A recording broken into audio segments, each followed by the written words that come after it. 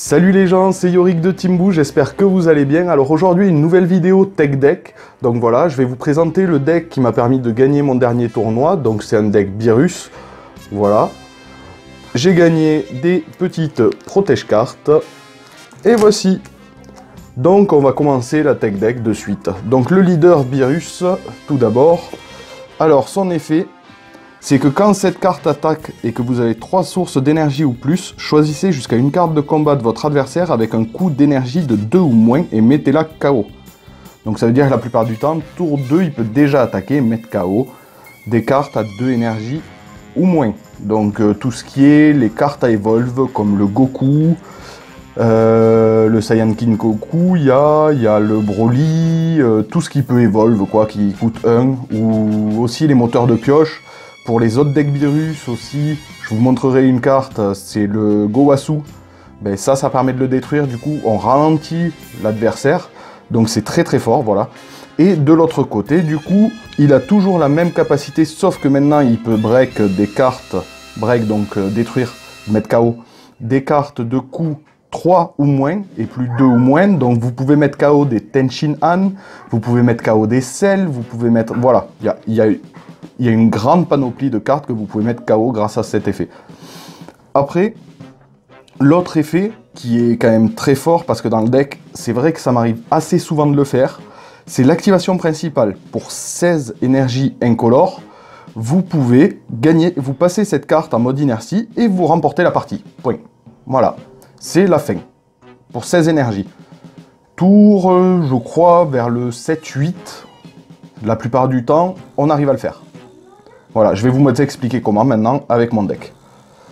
Donc on commence, je joue une seule puissance accrue debout. Voilà, pourquoi une? Parce que j'avais un slot de libre, je ne savais pas quoi mettre, et c'est toujours bien de piocher une carte quand on ne sait pas quoi faire. Donc voilà, je l'ai mis en général en milieu fin de partie, bon ben elle arrive en énergie, je la mets en énergie. Et sinon, si je l'ai au début, des fois, que j'ai rien, j'ai pas un de mes autres slots à 1 en main, c'est toujours utile de piocher une carte. Donc voilà, j'en ai mis une seule. Après, si vous avez des idées de ce que je pourrais mettre à la place pour la remplacer, pour l'instant, je vois pas. Donc voilà. Après, on a 4 appâts divins de Bulma. Bon, donc classique, qui permet d'aller chercher un Whis. Les Whis, c'est vraiment la base de votre curve. Les Whis, dès que vous en avez un, vous le posez. Faut que ça curve très vite. Faut que l'énergie arrive le plus rapidement possible sur le terrain. Le but étant de faire l'effet du Beerus à 16, donc quand il est éveillé, ou directement l'effet du Whis à 12, que je vous montrerai aussi tout à l'heure. Donc voilà, les appâts divins Bulma, obligatoire aussi, 4 fois dans le deck, vraiment l'indispensable en tour 1. Un autre indispensable tour 1, du coup, vous avez les Gowasu. Gowasu Kaioshin de l'univers 10. Alors, dans le deck, à part les Bulma, donc 4 Bulma et le bout, je n'ai que des dieux. Donc l'avantage, c'est que Gowasu, le Kaioshin de l'univers 10, il vous permet de regarder les 3 premières cartes de votre deck. Et quand vous regardez les 3 premières cartes de votre deck, vous prenez un dieu parmi elles et vous le rajoutez à votre main. Donc, sachant que la prochaine carte que j'allais vous montrer, c'est la Piccolo. C'est aussi un dieu, donc c'est très très fort. Ça vous permet de tuto quasiment n'importe quoi dans le deck. Vous avez besoin de quelque chose, vous pouvez aller le tuto. C'est très très fort. Donc voilà, Gowasu 4 fois, donc du coup, obligatoire aussi. Puis, du coup, comme je vous l'ai montré, le Piccolo attaque amplifiée. Voilà, pour le combo, si votre leader a 4 points si vous avez 4 points de vie ou moins, du coup, vous piochez une carte et vous rajoutez 10 000 de combo à la combo de 7 cartes. Donc c'est bien cette carte qui gagne les 10 000 de combo, et pas la carte sur laquelle vous la jouez. Donc ne vous trompez pas, ça dure pas tout le tour, c'est juste pour le combat. Donc voilà, ça aussi très fort, carte advantage, plus boost, rien à dire. Donc 4 Piccolo, voilà. Après, du coup, on avait parlé des Whis. Donc je joue 3 Whis, assistant en repos, pardon. Donc lui, pareil, quand je joue cette carte, vous rajoutez une énergie du dessus de votre deck dans votre zone d'énergie. Donc voilà, c'est plutôt fort aussi. J'en joue que 3 parce que 4, je trouvais ça un petit peu lourd et que j'ai préféré, pour contrer un peu les decks aggro, rajouter 2 Whis, le garde sacré. Donc voilà, ça pour les decks aggro, c'est juste, voilà, vous allez poser cette carte. S'il n'a pas de quoi la gérer, la blast, enfin la mettre KO rapidement, il s'en sortira pas. Voilà, parce que la carte, voilà, son effet, elle a 20 000 pour 4. C'est un body plutôt moyen. Par contre, elle est bloqueur, et en permanence, cette carte peut pas être mise KO par les capacités des cartes de votre adversaire et ne peut pas quitter la zone de combat à cause des capacités adverses. Ça veut dire que il peut pas prendre un Beerus à 4, par exemple. Le Beerus, la personne joue Beerus, il peut pas le break. Donc ça devient très vite ingérable, sachant que la plupart des decks aggro, comme le deck C17, comme le deck couleur, ils arrivent souvent à 15 000. Donc ils vont devoir booster pour passer. Et vous, en défense, vu que vous avez la priorité après l'adversaire, ça vous permet aussi de vous protéger, en fait. Donc vous pouvez après derrière booster à votre tour et du coup protéger votre Whis, le garde sacré, et lui ne passera pratiquement jamais. Voilà, cette carte très très forte, à pas sous-estimer contre les decks aggro. Puis après, je joue 4 accroissements d'énergie de Beerus. Alors bon, cette carte classique, c'est du contrôle, voilà, du pur contrôle. Vous la posez, vous mettez KO n'importe quelle carte sur le board. Voilà, donc sachant qu'il faut 5 énergies ou plus pour activer son effet, vous l'avez quasiment tout le temps. Alors vous avez aussi les Zéno, le dieu simple. Alors son effet, c'est quand vous jouez cette carte, vous annulez toutes les capacités des autres cartes de combat, puis vous choisissez vos autres cartes de... Ouais, en clair, ouais, c'est compliqué à lire en fait, j'ai décroché un peu. En clair, vous videz la main, votre main, la main de l'adversaire, le terrain, enfin les cartes de combat de votre côté et du côté adverse, vous mettez tout dans le deck, et vous repiochez tous les deux 5 cartes. Donc en clair, ça reset entre guillemets les tours qui se sont passés avant.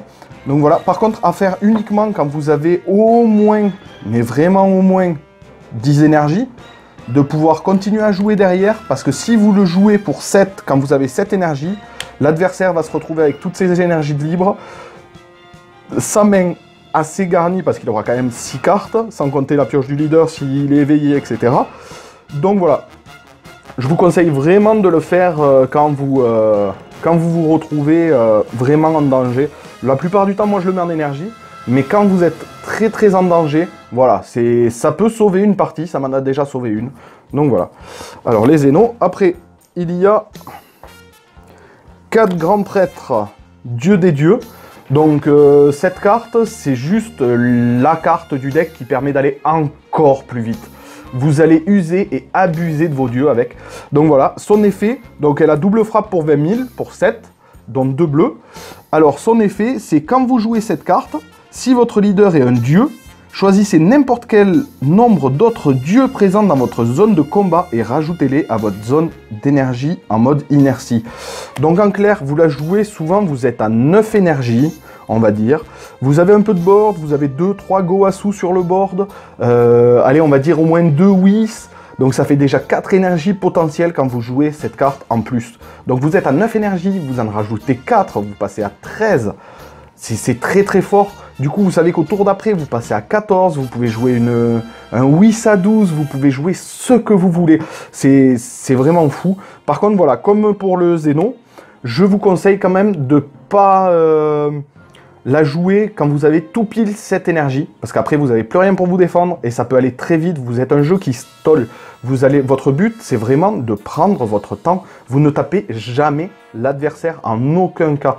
Peut-être une fois en début de partie, si vraiment il y a une carte qui peut évolve, par exemple pour faire l'effet du Beerus, pour détruire par exemple un King Son Goku ou un Broly, mais sinon jamais vous ne tapez. Le but est de gagner en all-in. Donc ça veut dire vous jouez votre Whis à 12, puis vous en rejouez un autre, ou vous jouez autre chose derrière. Le but c'est de gagner sur votre tour et tour supplémentaire, ou sinon sur l'effet du Beerus. Vous ne faites jamais, mais jamais piocher l'adversaire. Le but est de le ralentir. Donc voilà, après, donc le grand dieu, je joue du coup, puisque on ne fait pas piocher l'adversaire, 2 Beerus, général de la démolition. Alors cette carte, très très forte, bon, il n'y a plus trop besoin d'expliquer. Quand elle attaque un leader, elle a triple strike, 25 000, et quand elle attaque le leader, si l'adversaire n'a pas les 2 cartes requises à défausser, ben vous lui videz le board, plus d'énergie, plus de cartes de combat, plus rien. Donc voilà, c'est victoire assurée. Pour les decks aggro que vous avez réussi à temporiser au début et qui n'arrivent pas à passer, ben là, grâce au virus, ben, en général, le virus, vous le posez, vous finissez. Au moins, vous lui videz le board. Parce que souvent, ben, deck aggro, dépasser le tour 5-6, avoir plus de 2 cartes en main, quand ils ne se font pas taper, je précise bien, il ne faut pas taper, quand ils ne se font pas taper, ça devient très très compliqué. Donc après le virus, je joue un Végéto secrète et un Zamasu fusionné, la force éternelle. Alors l'intérêt de ces cartes, je les pose souvent à 10, en fait. Donc voilà, ça c'est mes 2 petits slots à 10. Je les pose souvent à 10 parce qu'en fait, elles se combattent très bien avec le Whis Juge des Dieux. Voilà. En clair, vous allez poser votre Whis Juge des Dieux. La capacité de la carte, c'est que déjà, l'attaque et les capacités de cette carte ne peuvent pas être annulées. C'est très fort. Ça veut dire pas de code Bloodlust, pas de negate, tout ce qui est contrainte, tout ça, les Mafuba, tout ça, il n'y a rien du tout. Il n'y a rien qui passe, c'est juste trop fort. Donc voilà. Après son auto, c'est quand vous jouez cette carte, si votre leader est Beerus, ce qui est le cas avec mon deck, ça vous permet d'avoir un extra tour. L'extra tour, ça veut dire que vous allez rejouer un tour après votre tour. C'est juste complètement fou. Et la carte, elle est à 40 000 quadruple frappe. Donc voilà, c'est quand même très très fort. Donc, et du coup, souvent, on joue la Whis pour 12. On sait qu'on va avoir un extra tour. Et du coup, au deuxième tour, on joue l'une des 2 pour 10. Et ce qui vous permet de garder aussi de l'énergie pour vous protéger si vous ne pouvez pas finir sur ce tour. Donc voilà, ça c'est très fort. Et après, sinon, un combo que j'affectionne particulièrement, c'est quand vous jouez une Whis sur le tour et que par exemple elle prend un effet genre qui l'a fait arriver engagé, comme la boule broyeuse, ça marche. C'est l'une des seules façons d'arrêter le Whis à son arrivée. Mais par exemple, vous allez avoir un extra tour. Mais à l'extra tour, vous posez un autre Whis. Et bien du coup, vous vous retrouvez avec 3 tours d'extra. Et donc voilà, autant dire qu'en 40 000 quadruple frappe x 3, x 4, l'adversaire, la plupart du temps, il abandonne. Donc voilà. On va rentrer dans les cartes extra. Alors en carte extra, je joue 4 contraintes de Whis. Voilà, bon, le classique, hein, contre-attaque, j'annule l'attaque, on récupère une énergie, ça permet d'avoir toujours une énergie d'étape. Voilà, c'est la meilleure contre-attaque du jeu actuellement. Suivi de près quand même par le Mafuba que j'affectionne particulièrement, qui est très très fort, qui bloque une carte, genre Mafuba sur Jiren, sur Kale, c'est juste dingue. Moi j'adore, voilà. Du coup, la contrainte classique pour un, voilà. Après, on joue 4 objections. Et oui, le deck, le but c'est de ramp, faire de l'énergie le plus rapidement possible. Donc du coup, 4 objections complètement obligatoires dans le deck en x4. Espérez en avoir très vite en début de partie. Voilà, si vous n'en avez pas en première main la plupart du temps, première main vous avez un Gowasu, pas d'objection, rien. Vous gardez vos tours 1 comme Gowasu ou Energy Boo, mais vous remettez tout le reste. Il vous faut des objections pour aller plus vite.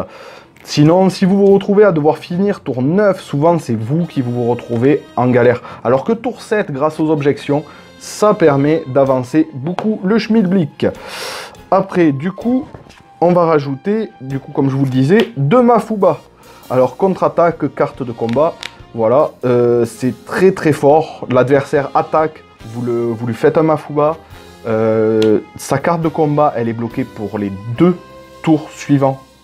Donc c'est juste énorme, ça veut dire que pendant 2 tours, elle est même plus considérée comme une carte de combat et elle est rien en fait. C'est comme si elle était hors jeu pendant 2 tours jusqu'à la fin du prochain tour de mon adversaire. Elle est bloquée. C'est une carte très très très très forte. Voilà. Bon, je peux pas en dire plus parce que voilà, il n'y a plus rien à dire, c'est très fort. Et après, 4 haricots magiques. Voilà, ça aussi, très très fort contre aggro qui vous permet de temporiser, de stall un peu plus la game. Donc c'est super aussi. Un truc aussi que j'apprécie faire, c'est souvent une chose que je fais assez souvent quand j'ai la possibilité en main. Je vais taper avec mon Beerus tour 2 après avoir fait on va dire, je fais une objection. Voilà, je fais une objection. Je pose mon objection en dispersion. Je vais maintenant taper avec le Beerus. Donc j'ai une énergie bleue de disponible. Je vais haricot magique sur mon Beerus. Je vais récupérer du coup une deuxième énergie. Et à ce moment-là, je refais une objection. Du coup, vous videz votre main. Ça, c'est le plan de jeu idéal pour quand vous jouez contre un deck comme le deck Cell, qui va vous vider votre main si vous avez trop de cartes en main. Donc vous allez pleurer, si vous avez 10 cartes en main qui vous fait tomber à 3 cartes en main, vous allez juste pleurer parce que vous n'aurez plus de réponse pour le reste de la partie. Donc là, le truc à faire, c'est que vous allez vider votre main pour vous rajouter de l'énergie. Et pour derrière, après, pouvoir jouer très rapidement tout ce qui est Whis, Beerus, tout ce qui est contre, et ce qui vous permet de rajouter encore de l'énergie et continuer à avancer dans votre plan de jeu. Donc voilà, en général, votre plan de jeu ne change pas beaucoup. Vous gardez le même plan de jeu en fonction de l'adversaire, ça ne change pas. Mais il y a des techniques à commencer à rentrer, comme ne pas mettre forcément celle-là en énergie. Moi, elle y vient souvent en énergie, mais contre un deck aggro, j'aime bien la mettre quand même sur le board. Ça permet de bien stall la game, et l'adversaire, quand il ne peut pas taper, il se retrouve pas mal en difficulté. N'oubliez pas aussi que vous n'avez rien dans le deck. Moi, je n'ai rien mis, du moins.